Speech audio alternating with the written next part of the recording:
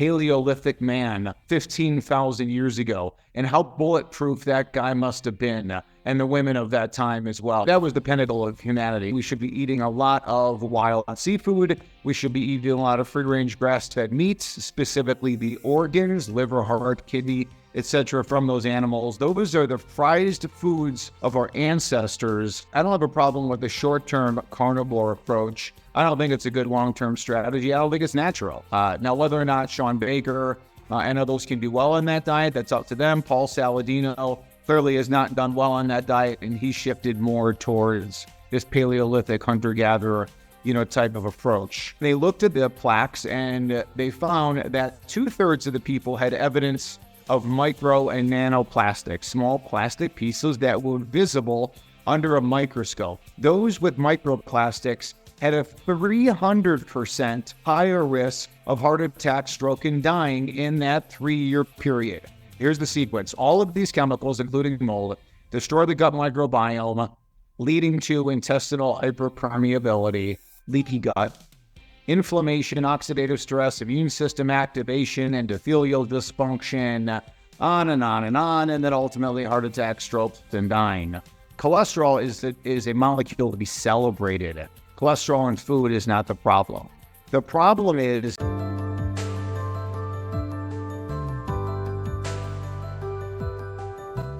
Hey there, welcome to the Happy Habit Podcast. I'm Matthew. I'm here every week talking with experts on health, well-being and self-improvement. If you enjoyed this episode or have enjoyed any of the previous episodes, show your support by liking, subscribing and telling other people about this podcast. Today, I'm speaking with Dr. Jack Wolfson. He is a cardiologist and the author of The Paleo Cardiologist.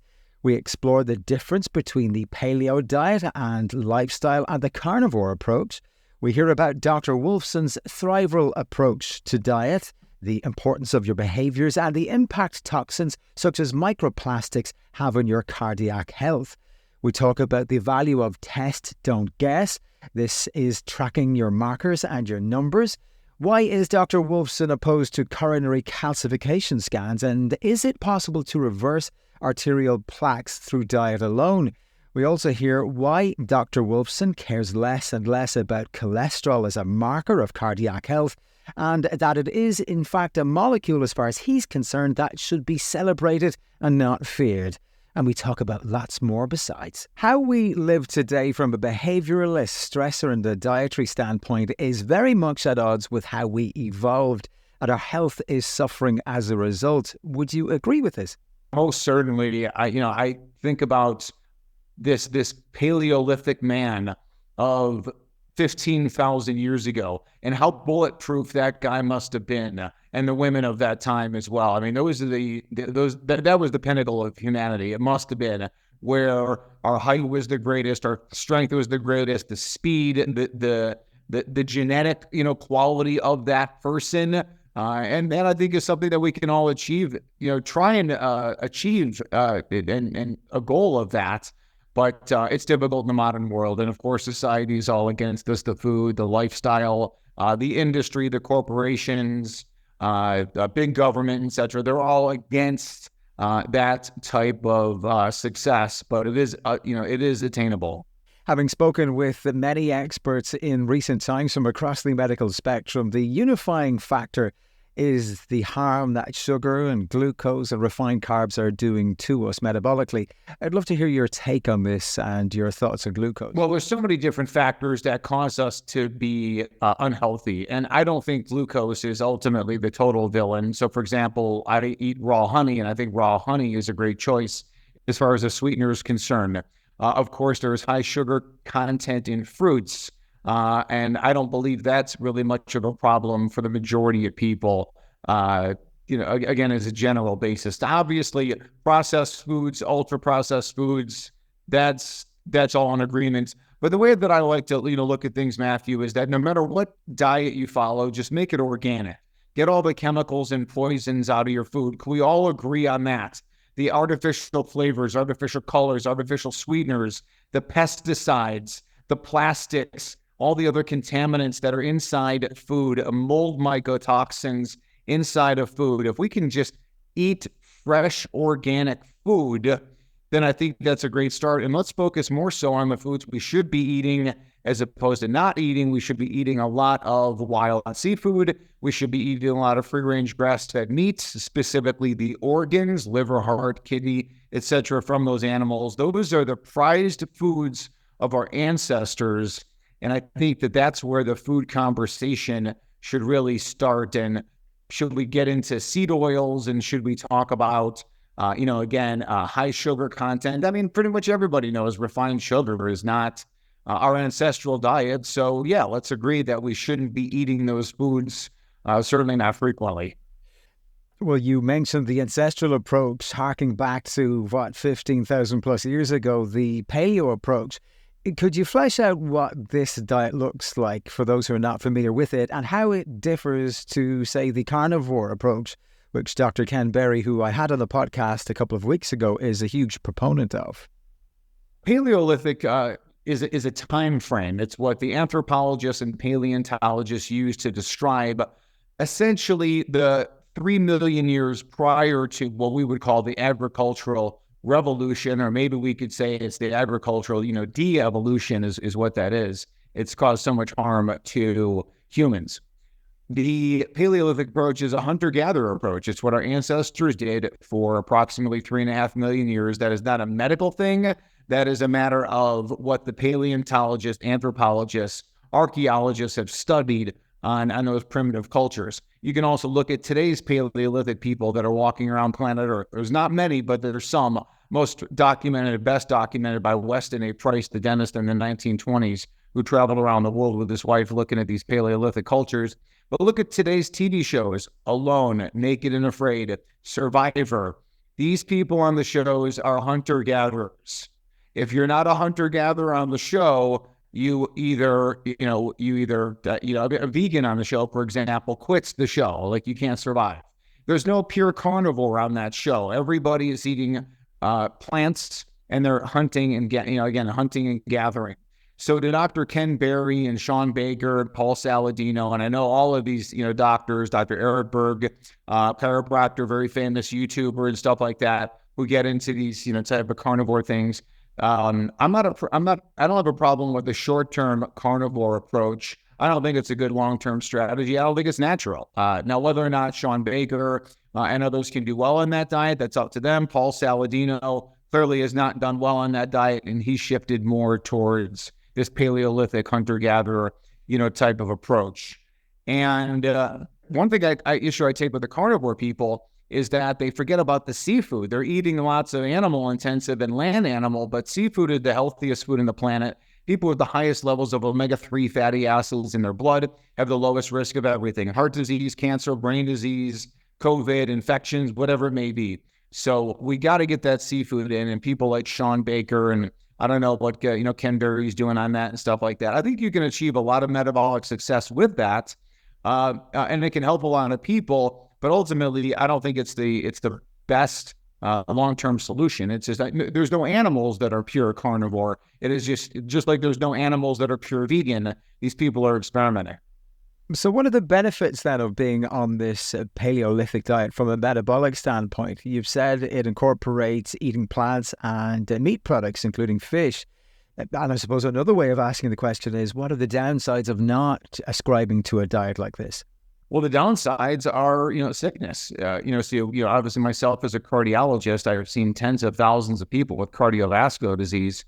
And, one of the facets of that, of course, is an unhealthy diet. But if I may take this opportunity to say, there's so much debate and conversation in the dietary approaches, but we forget about all the other lifestyle and what I'd call mindset, with this health, obtaining our best and optimal health in our 100-year heart. So we have what's called the 100-year heart method, and that is essentially breaking down this concept of Thrival nutrition, which is essentially paleo and hunter-gatherer.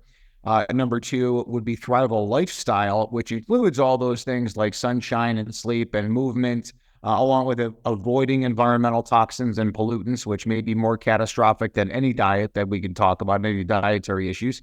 And then inside of that Thrival lifestyle is also that Thrival mindset or think well, about finding your happiness. So many people are unhappy in this world. You mentioned it a couple of times already about the impact of toxins, pollutants and chemicals like PFOAs, forever chemicals on our health. What can we do to control the controllables? Because much of what we're exposed to we can't actually control.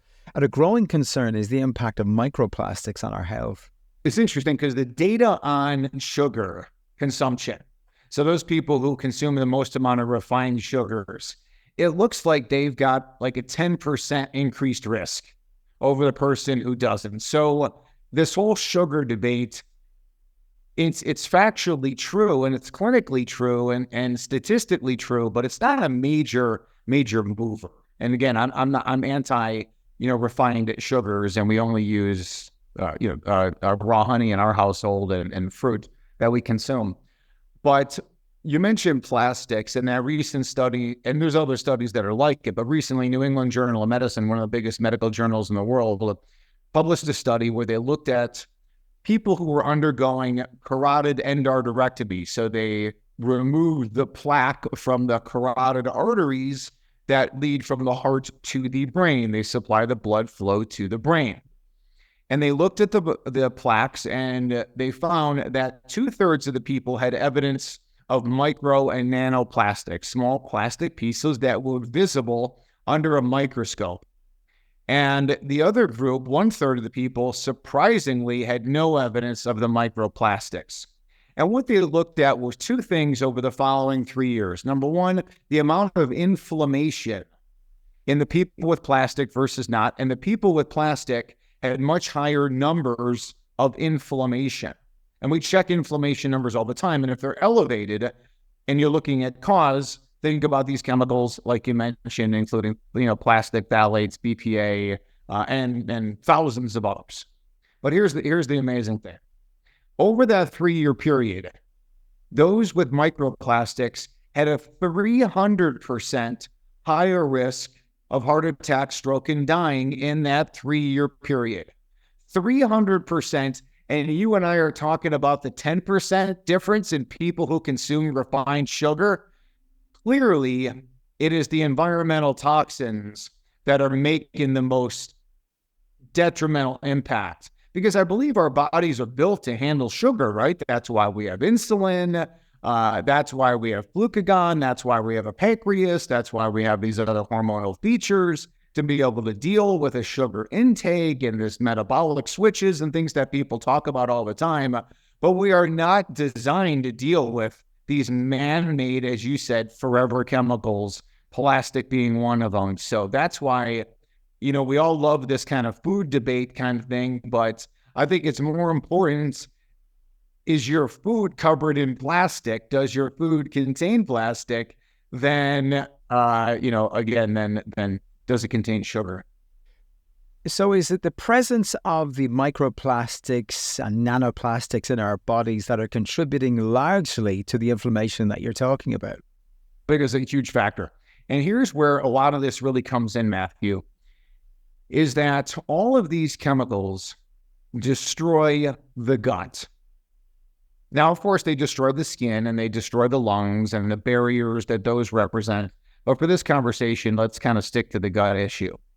So one thing that these forever chemicals do, and this could also be pesticides and antibiotics that we directly consume or in the animal feed, things that I don't consume, obviously. I don't use antibiotics. I don't take antibiotics. Neither does my family. And we only eat free-range grass-fed meats, in particular American bison.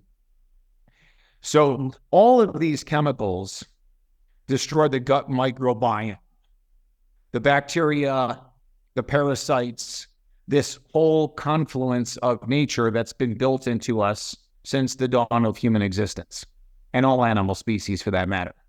So another major offender there are mold mycotoxins. So people who live in a water-damaged home, which is just about everybody, when you live in a water-damaged home, the mold and the bacteria excrete toxins. The most famous mold mycotoxin, Matthew, you've probably heard of this famous mold mycotoxin, just to say this is not theory or like, oh, this is just another guy who's going on. It's The most famous mold mycotoxin is called penicillin. It is an antibiotic that was discovered serendipitously by Fleming 100 years ago when he walked into his lab and found that a mold was growing in his bacterial culture and killing all of his mold. That led to the discovery of the toxin called penicillin.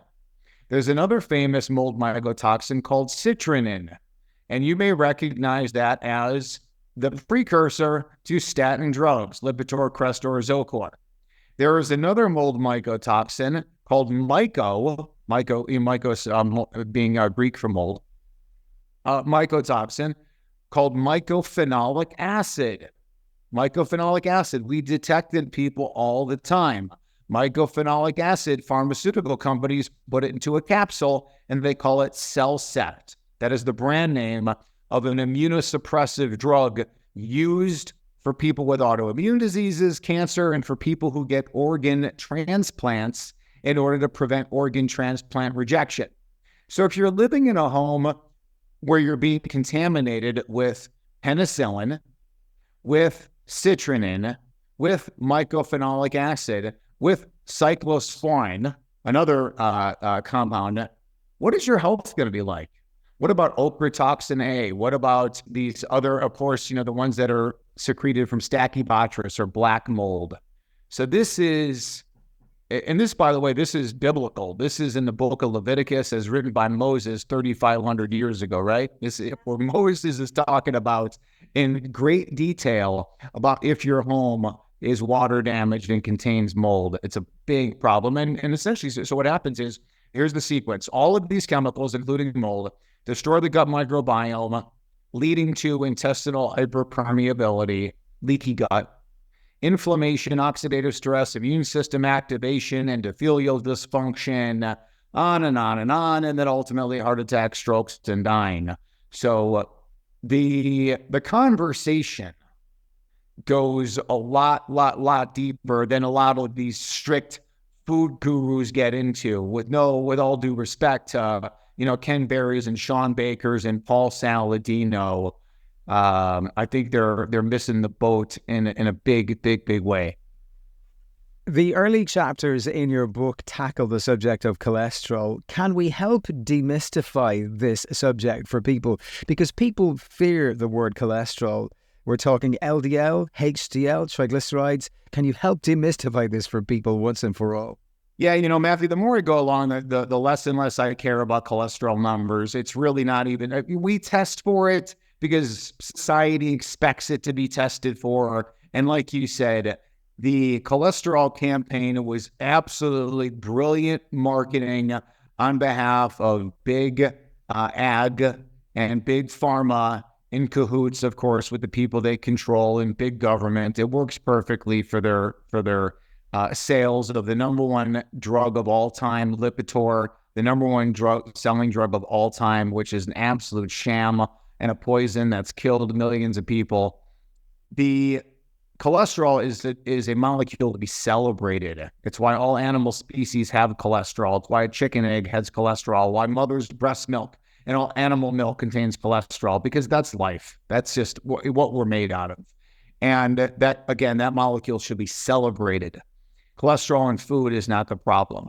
The problem is that when we violate the principles of the 100-year hard method, of the eat well, live well, think well type mentality, when we violate those principles, it leads to this inflammation, oxidative stress, and the abnormal lipid levels or cholesterol levels are the result of those.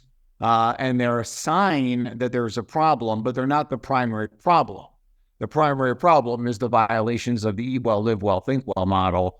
And that's what we got to get people, back into. But cholesterol to be celebrated, cholesterol-rich foods, and again, just touting, kind of circling back also, because people say, well, what about the contaminants in seafood? Everything's contaminated, right? Everything on planet Earth is contaminated. I'm not talking about is the planet getting warmer or colder. I don't know. I don't have a thermometer. What I do know is that the world is polluted, and everything that we ever test, polar bears are tested. They've got hundreds of chemicals. Everything's being poisoned. Now, we do sell a couple products. We sell encapsulated fish products. One is a product called the whole fish, which is an encapsulated sardine. The other is a wild salmon roe encapsulated that we get from the Pacific Northwest in Washington State. For people who are familiar with, locations in the U.S., kind of on the border of the U.S. and Canada. And we tested those for BPA and they came back negative. So the likelihood of any significant plastic in those foods are highly unlikely, which is very good news. Dr. Wolfson, you're a cardiologist. What would you say are the key drivers of cardiac problems today? Because I've heard you say that cardiac problems are actually autoimmune problems. Well, the primary driver is, we talked about the food, we talked about the chemicals, and both of those are primary drivers, if you will, if we can go multiple on those. But, what about sleep? How important is sleep? It may be the most important thing. It may be the most important factor of all. And there's plenty of literature to support that. No matter what version of the story you believe in, whether it's the biblical version or the evolutionary version or a combination thereof, first there was darkness, then there was light, which is circadian rhythm. And when you violate the circadian rhythms, you're in trouble. And actually, there was a recent study that showed that people who claim that they're night owls, what the authors of the study called eveningness or night owls, people who stay up late versus people who go to bed on time as soon as it gets dark, they found double the risk of coronary artery calcification. That's a big deal. So not getting the timely and the duration and the quality of sleep. I'm talking about breathing disorders, sleep apnea, that's a whole nother thing. And then when our ancestors woke up in the morning, they watched the sunrise. And then they spent the day in and out of the sun, and they were naked. So we could ask all the listeners, and then you can ask anybody, when was the last time you ran around naked outside in the sun? For a lot of people, the answer is never. And our ancestors were always naked in the sun and were never naked in the sun. And the purpose of our skin, is that it's a solar panel. And our ancestors came from the equator, our distant ancestors, right? For millions of years, we lived along the equator. We evolved there. The Bible was written there. We were not in United Kingdom. We were not in United States, in Canada. And our bodies are not built for that. So the further you get away from those equatorial locations, the quicker you're going to be dead. And I suppose when you're getting regular quality sleep, you're giving the body and brain a chance to rest and recuperate and refresh itself. And as we all know, whenever we don't get a decent night's sleep, we're stressed because we didn't get that chance to rest and refresh ourselves. For sure. There's so many different levels. So many different problems with that. Sleep is a time for repair and recovery. There are thousands of genes that are activated while we're sleeping. Those same genes are turned off, during the day while we're awake. So how can your body function optimally in that construct? There's plenty of data to support that, but it's just a lot of what I say, Matthew, is just common sense approaches, right? I can pull my 6-year-old daughter up here on screen and she'll give me these same things without any kind of scientific understanding. She knows eat well. She knows live well. She knows think well. And again, how equally important all of those are. Every time, Matthew, I talk to someone who's had a heart attack, a stroke, a heart failure, heart rhythm problems, we talk about their stress just prior to the event, and it was always high. Typically, it's chronic stress on an acute stressor. There's even 2 medical diagnoses more common in women that are stress-induced issues. One is called stress-induced cardiomyopathy or Takotsubo syndrome, also known as broken heart syndrome. Typically 40 to 60-year-old woman, she gets in a fight with her spouse or her boss, at work. She has a massive heart attack, although there's no evidence of coronary artery disease. It's an acute thrombosis or vasospasm. And the other is what's called spontaneous coronary artery dissection, one of the most common causes in of heart attack in premenopausal women. And that spontaneous coronary artery dissection is basically the layers of the artery, the media and the intima just split. They tear right open, and that's stress-induced. These are medical diagnoses that again, the risk factor, on those is not, the cholesterol, food consumption, and certainly it's not a statin drug deficiency. It is because that woman is under stress. And there's other factors that would go along with it. So if you're not eating well and you're not living well, and then you throw in the stress factor, you're much more likely to have, one of those aforementioned diagnoses. You've spoken already at length about taking the natural, the organic approach to diet and lifestyle. You are not a fan of pharmaceuticals or antibiotics. Is it possible, first of all, to reverse arterial plaque deposits, and secondly, to do it naturally? Yeah, no, it definitely is. First of all, it's really not possible to do it with pharmaceuticals. There's no pharmaceuticals that are showing plaque reversal. So let's get that out there. In fact, statin drugs accelerate coronary artery calcification and plaque formation.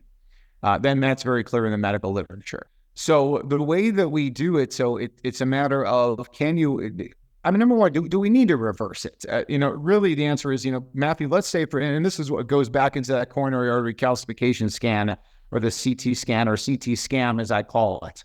Let's just say, Matthew, you've got the worst coronary artery calcification in the world. You've got the highest total on record, but you have no symptoms. If you have no symptoms, then there's nothing immediately to do about it. And the way that your pipes are at this moment, the way that my pipes are at this moment, could last us another 150,000 years. What we want to do is prevent the acute plaque rupture leading to a heart attack and or dying. We want to prevent the progression that would that could potentially lead to symptoms, chest pain, shortness of breath, for example, shortness of breath with exertion. So as far as, reversal is concerned, we have seen plaque reversal with intermittent fasting, extended duration fasting. There are certain things, that can, for example, butyrate. Butyrate is produced by colonic bacteria, which is absorbed into the body. Butyrate butyric acid is a short-chain fatty acid that we can really accelerate the production of by healthy, prebiotics, which are all the vegetables and stuff like that we talk about as a gatherer, and really nourishing that colonic bacteria, absorb the butyrate. That leads to plaque reversal, and we've seen that. There are other supplements that can lead to plaque reversal, one of which there's evidence of a product called arterial, which is a seaweed extract. We use a lot of that in our practice. So there's definitely strategies that can help with plaque reversal. But ultimately, my message is not so much of, hey, could we get plaque reversal? Because I don't measure plaque in the first place, and I don't measure plaque reversal. I measure numbers like oxidative stress, markers of inflammation. Those are much more readily obtainable. They're non-invasive, non-radiating to achieve those, and they change quickly. So if you have oxidized LDL, that would be bad. That's the bad LDL particle, is the oxidized LDL particle, these small, dense, damaged LDL particles. And if we can reduce the number of those, then we're reducing the risk of heart attack, stroke, and dying. And we can measure those numbers very easily. Such a great answer, so comprehensive. Statins again, good or bad? No, statins are poison. I never recommend them. I don't care what, obviously, what mainstream medicine said. And I was born into the statin industry. And my father was a cardiologist, so I was born into the cardiology medical matrix from day one. I never use statin drugs on anybody. There's other injectables that I think are poison. There are these mRNA vaccines that are coming out, coming to your doctor and hospital very soon. So be very wary and leery of those. No, we're not going to defeat this with pharmaceuticals. I never prescribe them to anybody. I don't care about familial hyperlipidemia. I care about familial hyperlipidemia, but I would never use statins in that scenario. There's another popular thing that people talk about called lean mass hyperresponder. And so the carnivore people are very familiar with this. These are the people, probably 15 to 20% of people who go, maybe even higher, on a strict carnivore diet or very, very, very low carb diet. They become very lean, but their lipid levels are extraordinarily high, the likes of most medical doctors have never seen. Total cholesterol levels, 6, 7, 800. And I don't have a problem with that as long as inflammation and oxidative stress are under control. I don't have a problem with that very high lipid level, on that. But even still, my commentary to those people when I see them and consult with them is not to start statin drugs. It's to probably say that, okay, carnivore is probably not a good approach for you. We need to add back in some vegetables and fruits. And a lot of people, finally, Matthew, they talk about how they don't tolerate the fruits and vegetables. They don't feel good on the vegetables because of various things, whether it's oxalates and lectins and all these other chemical names, phytic acid and stuff like that. But ultimately, if people struggle with those, there's a reason why they're struggling. The primary problem is not a cucumber or almonds. There is something that is leading to, for example, leaky gut. So if you are intolerant of some of these phytonutrients or phytochemicals, and they're getting into your body and leading and, causing havoc and symptoms and stuff like that, you have to go back and say, why do you have a leaky gut? So ultimately, people may not tolerate some of these plant foods because they're living in a home that's contaminated with mold and or bacteria, where they have a high level of plastic or pesticide exposure or phthalates or parabens or VOCs or any of the other number of these, glyphosate. So when your gut microbiome is damaged, you have leaky gut, you could be intolerant to a lot of foods. But the problem, again, is not going to be solved with food elimination. The problem is with eliminating the chemicals.